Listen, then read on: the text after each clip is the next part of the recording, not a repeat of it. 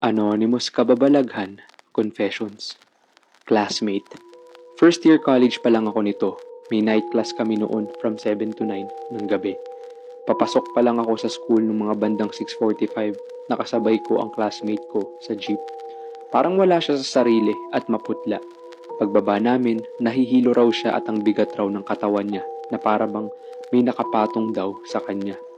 Tumawa na lang ako at sinabi ko, binubola mo lang ata ako kasi wala naman siyang suot-suot na backpack. Sabay kami papasok ng school at lumalakad papuntang classroom. Dumiretso siya sa CR habang ako naman dumiretso muna sa kantin para kumain at nagugutom na ako. Makalipas ang kalahating oras, nasa kantin pa rin ako nang bigla kong makita ang isa kong kaklase tumatakbo papuntang chapel. Catholic school ang university namin. Tinanong ko siya kung bakit siya nagmamadali at hingal na hingal. Sabi niya, yung kaklase naming kasabay kong pumasok ay sinasapian daw. Doon ako kinilabutan.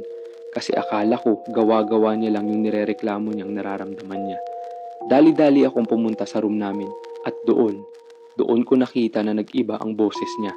Pawis na pawis at hindi makontrol ang sarili.